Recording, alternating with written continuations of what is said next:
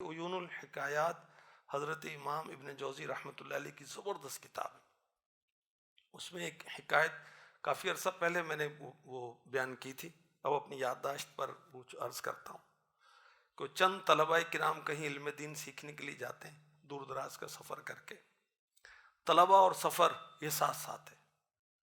اور حضرت عبداللہ ابن عمر رضی اللہ عنہما تو فرماتے ہیں کہ دینی طالب علم کو لوہے کے جوتے بنانے چاہیے، کہ اس کو چلنا بہت ہے. وہ پہلے چلنا ہوتا تھا، اب تو بیٹھنا ہوتا ہے. گاڑی میں بیٹھ جاؤ، بس میں بیٹھ جاؤ، کوچ میں بیٹھ جاؤ، اسی نے پہنچانا ہے. اب چلنا ہوتا ہے، بہت تھوڑا ہوتا ہے ہمارا، اسی وجہ سے بیمار بھی ہو جاتے ہیں. تو یہ طلباء جب پہنچتے ہیں کہیں دور دراز کا سفر کر کے، کوئی حضرت بہت مشہور تھے، بہت بڑے عالم، تو انہوں نے اپنا واقعہ سنایا دورہ طالب علمی کا. استاد اپنے طلباء کو واقعہ سناتے ہیں ان کی تربیت کے لیے، کیونکہ وہ ان تمام مراحل سے گزر کے آئے ہوتے ہیں نا. طالب علم سے استاد بننے تک کا جو سفر ہوتا ہے وہ بتاتے ہیں تاکہ ان کی تربیت ہو جائے. وہ بتایا کہ دورہ طالب علمی کے لیے ہم بھی فلاں فلاں جگہ سفر کر کے گئے تھے، اور ہم جب وہاں پر پہنچے تو جو رقم لے کر گئے تھے وہ ختم ہو گئی، یہاں تک کہ فاقوں کا سلسلہ شروع ہوا. اب فاقے ہوئے، کسی مسجد میں رہتے تھے، فاقے ہوئے، کھانے کو کچھ نہیں ہے. اب مانگتے نہیں تھے، اللہ کی بارگاہ میں دعا کرتے تھے، یا اللہ کچھ کرم فرما. کئی دن کا فاقہ. آخر کار حاکم وقت جو تھا اس کو خواب میں حکم ہوا کہ دینی طلبہ بھوکے جاؤ، ان کو کھانا کھلاؤ. اور خواب کے اندر اس کو ڈرایا گیا کہ جا کر ادھر دے، جا کر ان کی خدمت کر، وہ بھوکے. اب اس نے اپنے کسی وزیر کو اس کو بھیجا، تو انہوں نے آ کر معلوم کیا تو واقعی وہ حالات تھے، کھانا وغیرہ پیش کیا. اب جو حاکم وقت تھا اس نے عزم کیا کہ میں خود طلباء کی خدمت میں حاضر ہوں گا، جا کے ان سے معذرت کروں گا کہ تم میری سلطنت میں رہتے اور بھوکے تھے، مجھے پتہ نہیں تھا، میں کیسے آپ کو کھانا کھلاتا، اور اب میں ان کی خوب خدمت کروں گا. یہ سوچ کر وہ جو پہلے جو آیا تھا اس نے یہ پیغام دیا تھا کہ بادشاہ نے کہا کہ میں خود حاضر ہوں گا، حاکم نے کہا میں خود حاضر ہوں گا. اب یہ طلباء جو ہیں یہ جب کھانا ملتا ہے کھانا کھاتے ہیں، اللہ کا شکر ادا کرتے ہیں. پھر یہ سب آپس میں مشورہ کرتے ہیں، غالباً 3 تھے، کہ اب ہمارا یہاں رہنا ٹھیک نہیں ہے. کیوں ٹھیک نہیں ہے؟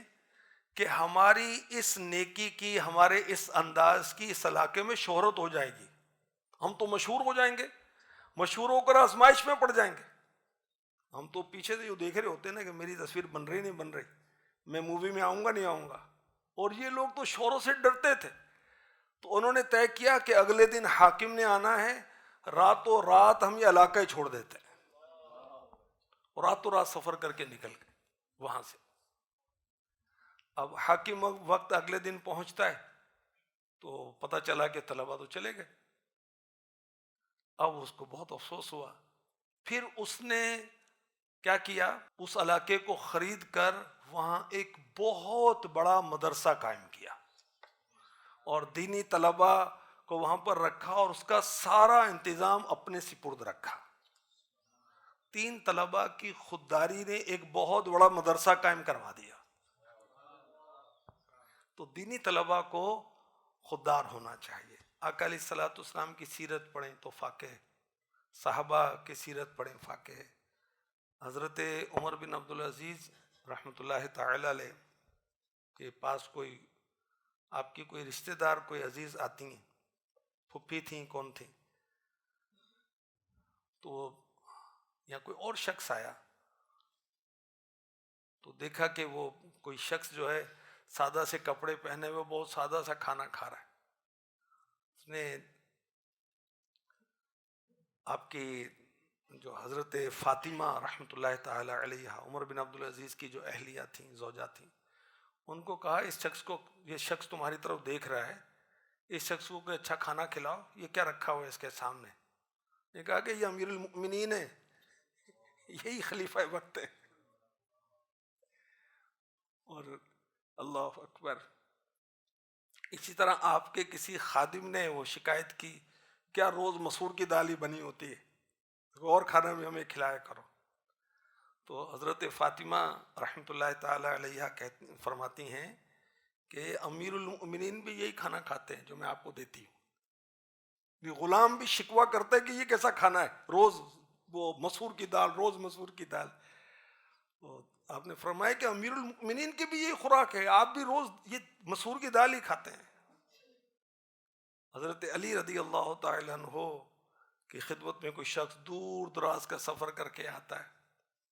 اب وہ جو صحبت میں نا وہ تو پہچانتا ہے، ورنہ پہچان ہی نہیں ہوتی تھی. کوئی تعارف کراتا تھا تو پہچان ہوتی تھی، کیونکہ یہ تصویریں اور سوشل میڈیا کا دور نہیں تھا. اب وہ شخص آتا ہے، دیکھتا ہے کہ ایک شخص ہے اور وہ روٹی بہت سخت ہے، اسے توڑی نہیں جا رہی. وہ بڑی کوشش کرتا ہے، ٹوٹ نہیں رہی، روٹی اتنی سخت ہے. اور امام حسن مجتبی رضی اللہ تعالی عنہ اس مہمان کو ڈیل کرتے. مہمان عرض کرتا ہے کہ اس شخص کو تم کھانا تو صحیح دو بھائی، روٹی ایسی اس کو دی ویسے ٹوٹ ہی نہیں رہی اس سے. تو امام حسن مجتبی تعارف کراتے ہیں کہ امیر المؤمنین خلیفۃ المسلمین، یہ مولا علی مشکل کشاں ہیں. تو ان لوگوں نے کیسی زندگیاں بسر کی. ہمارے بزرگوں نے، اکابرین نے اپنی مریدوں کی تربیت کی کہ بیٹا دنیا میں روزہ رکھنا ہے، آخرت میں افطار کرنا ہے. وہ اس طرح رہیں دنیا میں. اور اگر ہم لگژریز اور اس طرح آسانیاں اور اس طرح دیکھیں گے، پھر کما حقہ دین کی خدمت نہیں کر سکیں گے. اللہ عافیت دے، اللہ سلامتی دے، اللہ پاک مشکل وقت سے بچائے، آسانیاں عطا فرمائے. مگر مشکل آئے تو کیا کرنا چاہیے؟ ہمت کرنی چاہیے، صبر کرنا چاہیے.